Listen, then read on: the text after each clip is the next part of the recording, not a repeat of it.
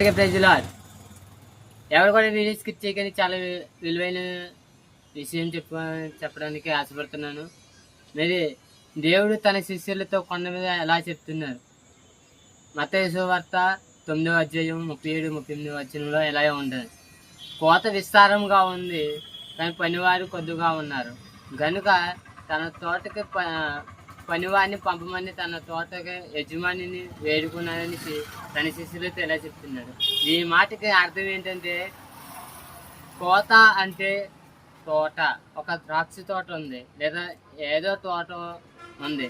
ఆ తోటకి కొయ్యడానికి పంట సమయం వచ్చేటప్పుడు పనివారు కావాలి. మరి పనివారు కొద్దిగా మాత్రమే ఉన్నారు, కానీ కోత మాత్రం పంటలు మాత్రం విస్తారంగా ఉంది. అది అక్కడ తక్కువైపోయింది. కోట అంటే ఈ లోకము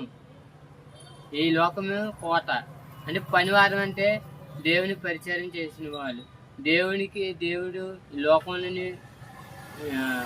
ఎన్నుకున్నవారు. అయితే కోత లోకంలో చాలామంది అనేక మంది పాపంలోని లేదా శాపంలోని అనేక వ్యసనాలకి గురవుతున్న నరకానికి వెళ్ళడానికి సిద్ధంగా ఉన్నారు.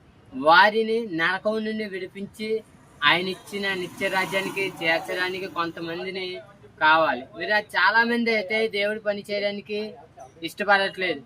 దేవుడిచ్చిన పనిని సక్రమంగా చేసి అనేక మందికి రక్షింపబడిన మనము అనేక మందికి మాదిరిగా ఉండి అనేక మంది రక్షింపబడి ఆయన నిత్య రాజ్యంలో చేర్చమని ఈ కొద్ది మాట దేవుడు దీవించి ఆశీర్వదించిన గాక.